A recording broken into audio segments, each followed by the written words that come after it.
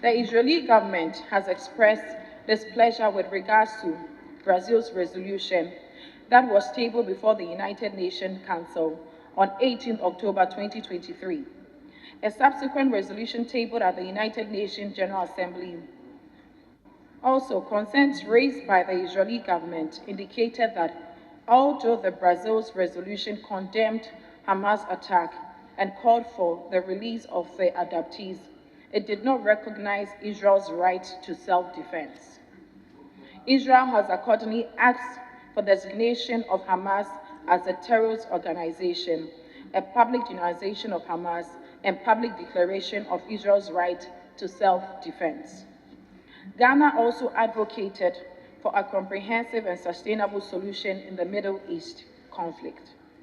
Ghana therefore supports all international efforts geared at finding a just, peaceful, and lasting solution that will guarantee the right of State of Israel to exist within also ensure and universally recognized boundaries, as well as the Palestinian people's legitimate right to self-determination and the establishment of Palestinian state. Ghana believes that the proposed two-state solution based on negotiations and dialogue is the most viable option within the global effort at bringing about a durable peace to the ordinary people of Israel and Palestine. Mr. Speaker, in a press release on the 8th October 2023, the government of Ghana unreservedly expressed its condemnation of Hamas's attack and actions and retreated Israel's right to exist and defend itself. The statement further called on Hamas to withdraw its militants from southern Israel and urged the government of Israel to also exercise restraints in its response to Hamas's attack. The African Union, on its part, issued a communique in which the chairperson called on both parties to put an end to the hostilities and return to the negotiation table to implement the principle of the two-state solution. Mr. Speaker, let me conclude by indicating that although the disastrous nature of the conflict has raised so many concerns about the welfare of Ghanaians in Israel, our mission in Tel Aviv has reported that no Ghanaian has been caught up in the attacks, and the Ghanaian community is safe. As of now, the issue of evacuation of our nationals from Israel has not been raised. In addition, our mission is in close contact with the leaders of the Ghanaian community and is providing the ministry with the updates on their welfare, and we provide the general public with updates pertaining to the welfare of Ghanaians. That whenever there is a response to a situation of self-defense, there must be a point at which you should respect international law. It is the reason, Mr. Speaker, we are calling on Israel and calling on the Palestinians to begin to respect international law and to begin to put a stop to the situation which we see on television and which is a panicking situation for the rest of us. Children are dying, sick people are dying, women who are pregnant and women who are carrying children, old women are dying, innocent people who have nothing to do with the war are dying. Mr. Speaker, it is time to begin to reflect that it is time to stop this war. And I'm happy that the Americans came out yesterday from their president, their own president, to say that there must be a humanitarian ceasefire. In other words, there must be a ceasefire to allow for health care to take place, to allow for children to be evacuated, to allow for space to negotiate. Mr. Speaker, in the absence of this, one does not imagine what exactly the leaders who are in charge now and who are advocating the war, what they are looking for. People are dying every day. The Palestinians are locked up. They can't even leave the country. Bombs are flying every day, up and down. Children are dying. Everybody. You sleep, you don't know whether you wake up or not. Mr. Speaker, for us in this parliament, the one thing we have to ask for is for a ceasefire, immediate ceasefire. Not for any other thing at all, not for an even humanitarian ceasefire. We are asking for a ceasefire, we are asking for negotiation. If it is about retaliatory measures, Israel has killed about 8,500 Palestinians. If the Palestinians realize that what they did has come to a point when they have to begin to reflect, they may have reflected upon it now, that they didn't have the right to go into another person's country to cause the harm they caused. These two incidents have been condemned by every well-meaning institution or state within the world, that the attacks on the Israelis and also certain measures that have been taken by the Palestinians ought to be measured, especially with regards to old people, children, and properties belonging to both sides in the Middle East. Mr. Speaker.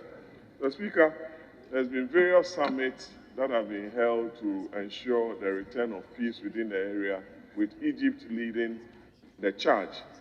But to date, you realize that escalation of tensions and the invasion, especially the ground invasion by Israel into Palestine, has led to loss of lives and destruction of loss of property. Even the supply of medical aid, water, fuel, and other essentials into Gaza has been restricted, especially by virtue of the fight going on within the area. Mr. Speaker, government of Ghana has issued a statement, and that statement, I believe, was issued on the 8th, a copy of which I have here, stating government's position on the happenings within the Middle East, especially between Israel and the right of Israel to self-defend, but also, Mr. Speaker, be responsible, especially to exercise from government, while government affirms its support for Israel's right to exist and defend itself. It calls on the Israeli government to exercise restraint in its response to the Hamas attack, which I believe, Mr. Speaker, Israel has a right to self-defend itself and territory, but it also must have recourse to international law and international humanitarian law with regards to the lives of the old people, children, civilians, hospitals, and what have you. Just a couple of days, a mosque was targeted and bombarded, Mr. Speaker. Those are some of the things that we ought to speak against and ensure that the rules of war are adhered to and respected. Mr. Speaker, all we are asking for is for peace to prevail in the area. Saudi Arabia, I know, are on the verge of winning the bid to host the next World Cup. Israel was very close at entering serious diplomatic relations with Saudi Arabia, the Qataris, and the UAE. We want peace in the Middle East because they are our natural brothers, Mr. Speaker. When there's peace in the Middle East, Africa stands to gain, and we entreat all the feuding factions to return to the negotiation tables for peace to prevail in the area. I thank you very much, Mr. Speaker. What happened on the 7th of October shouldn't have happened at all, but it has happened. And therefore, I'm calling on our colleagues, both from the Palestine and from the Israeli part, to sit down and agree. They are brothers. Actually, when you go to Middle East, especially when you go to Israel, you notice that Gaza is in the middle of Israel. I mean, you pass through Gaza, some of the roads from even Tel Aviv to the other city passes through Gaza. But just that it's been closed. You cannot go there. You have to go through, because if you are not a Palestinian, you cannot go to Gaza. If you are Israeli, you cannot go to Gaza. They are all brothers. It's two states. They live, it's just like Nima within Accra. And therefore, there should be that harmony. There should be peace, among themselves. And I'm calling upon these two countries, two states, to sit down and agree on absolute solution to this conflict. I am of the humble view, and this will be a few things that I want to add. I am of the humble view that the cycle of violence in the area of Palestine and Israel should cease. Some people are even giving Bible foundations for this cycle to continue. But I do not see how that is civility and the way to peaceful coexistence. There must come to a point that civilization should dawn that the right of Israel to exist is right. We all recognize that. And by equal measure, the right of Palestine to exist should also be respected. And when we have this mutual self-respect, the kind of situations that we find ourselves in now will not continue. We need to break the cycle of violence.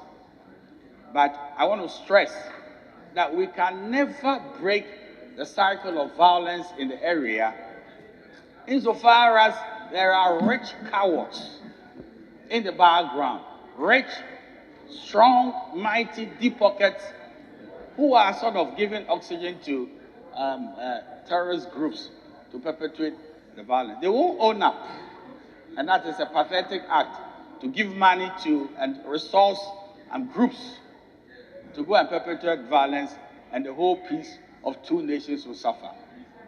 I am grateful that I have this opportunity to add a few words to the very strong statement from my colleague, who is the Deputy Minister for Foreign Affairs.